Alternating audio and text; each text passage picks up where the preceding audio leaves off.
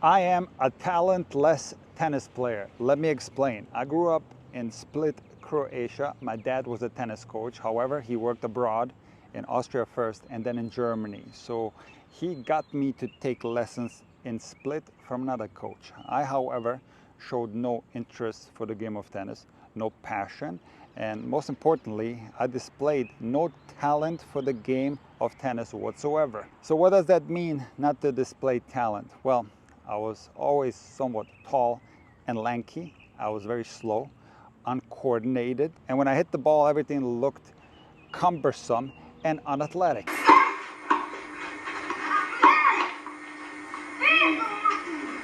So at 9 years old, my family decided that we were going to move to Germany. And since my dad was a coach at a tennis club, naturally in Germany, I hung out at the tennis club a lot because this was an easy way to meet friends and learn German. So I started playing a lot more tennis, but I wasn't playing well. I remember vividly my first club championship that I played, I lost 6-0, 6-0. However, I continued to play, and slowly but surely I started getting better, and the passion for the game of tennis was ignited inside of me. So a year later, I beat that same guy that I lost to 6-0, 6-0 in a tight 3-set match. I continued to train a lot, and at the age of 13, I started competing in tournaments that counted towards the German national ranking, and I remember winning one of those tournaments, and I continued to improve, and at the age of 16 I was one of the best players in the state where I resided in Germany, among the best players in the whole country of Germany. Now interestingly, we would go back on vacations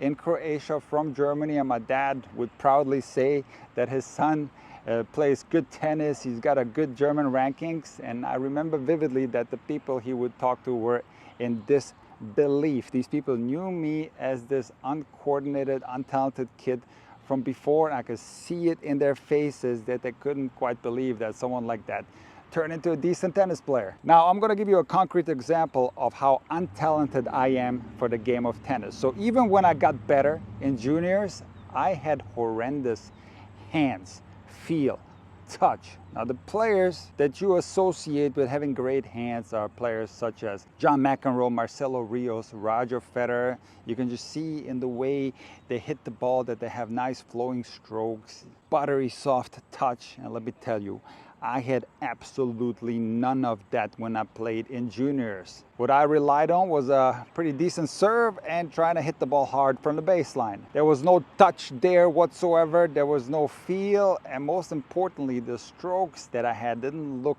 flowing and smooth. They looked stiff, or if you will, robotic. But now I'm gonna blow your mind. See, I started teaching tennis at the age of 13, and I started teaching tennis full-time at the age of 24. So through all these years of being forced to hit the ball exactly to my students, but not only that, also being forced to hit the ball softer, I developed good hands, good feel, good touch, to the point where now people tell me, Nick, wow, you have such good hands, you have such good feel. And I think to myself, if you knew how bad my hands were back in the day, you wouldn't believe it. So the point is that tennis is a skill-based game. Let me define talent and skill for you. Talent is a natural aptitude you have, something that you're born with. Skill, on the other hand, is something you acquire through mindful practice, or in other words, repetition. So what are skills in the game of tennis? Well, it could be many things. For example, your forehand, backhand, your volleys, your footwork, how you construct points in a match. These are all skills that you develop to become a better tennis player. And the bridge from talent to skill is hard work. And the length of that bridge depends on how much talent or natural abilities that you have. And if there are any tennis coaches watching, you know that sometimes you get a kid in a lesson or a clinic that is just talented. They just, after a few times playing, can already rally, and they're looking like they've been playing for a while, where on the other hand, some other players need more time to develop. But fact is that a skill needs to be developed. Hard work will beat talent when talent doesn't work hard. I've seen so many Roger Federers, out there that you've never heard of. And interestingly, Roger Federer just had a phenomenal commencement speech at Dartmouth. And Roger Federer said that he used to get frustrated when people used to tell him, hey, you look like you didn't break a sweat out there. You look effortless. Because Roger said it took a lot of effort and hard work to become effortless on the court. So in other words, effortlessness is a complete myth. And I want to take you back to a video that I made 2 years ago. I dressed like Nadal and Federer, and in this video I wanted you to be more like Nadal and not so much like Federer, because most people want to be like Federer. And what do they see? They see the effortlessness, the looseness, and it's logical that they want to copy that. When you look at Nadal, everybody can see that this guy is a hard worker. So in this video, I said, be more like Rafa and not so much like Federer. Why? Because even though it appears that Federer is effortless, this is a complete myth, because Federer put in the same amount of work into his game that Nadal, Djokovic have done. You cannot reach that level of play without the hard work. So what I want you to do is never view talent as a limiting factor, because the most important thing in a game of tennis is hard work.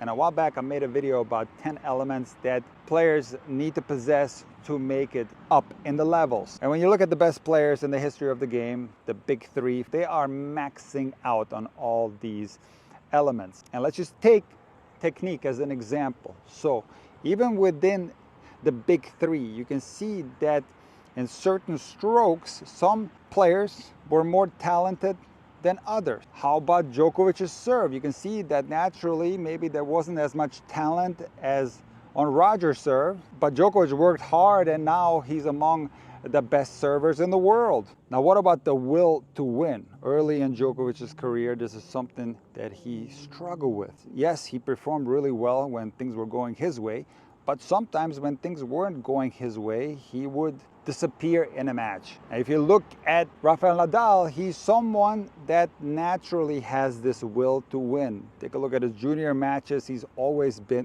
this fighter. So even though the will to win is something that some players are born with, but it is also something that you can work on, because if you look at Djokovic's last 5 to 10 years, there are very few matches, if any, that he let slip. He has now become a fighter as well. Take a look at those 5-set battles at the French Open. He fought until the very end and came out on top as the winner. So here's the thing, while it's nice to have talent and to look as smooth and cool as Roger Federer on the court, that is not the reality for most tennis players. However, we know that hard work can translate into a skill. But I'm gonna be super honest with you guys. And I know for a fact that there are some people who simply just don't wanna work hard. And guess what? There's absolutely nothing wrong with that.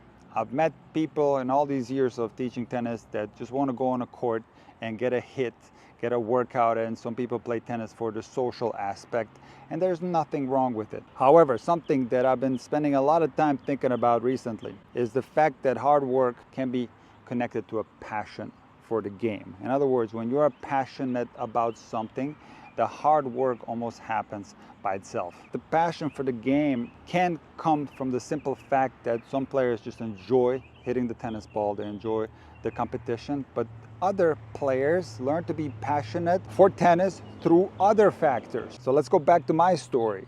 When I grew up in Split, Croatia, I lived right next to the tennis club, but I showed absolutely no passion for the game of tennis. So what ignited the passion for tennis inside of me was that some of my best friends were also tennis players and we got to hang out every day. It also sparked the competitiveness inside of me. So it wasn't necessarily that I fell in love with the game of tennis, it was more an indirect falling in love with the game of tennis because I associated playing tennis with positive memories. So the best advice that I can give to tennis players is the following.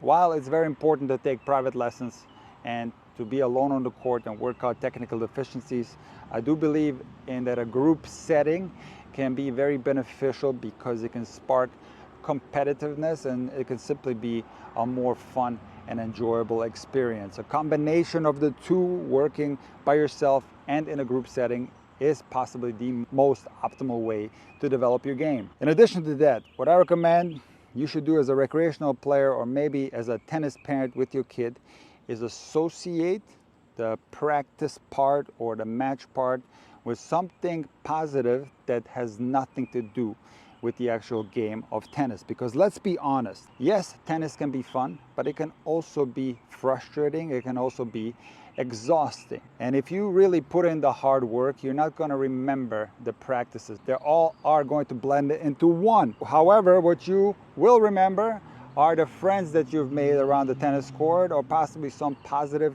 experiences that you have had relating to tennis. So if you're a tennis parent, what you can do after your kids match or practice is maybe do something fun together. Go to the movies, go to a restaurant, go get ice cream, whatever it is, that your kid will remember that as a positive memory and will indirectly associate it with tennis, which can then in turn ignite a passion for the game, which will then make the hard work that is so necessary to develop in the game of tennis take place intuitively.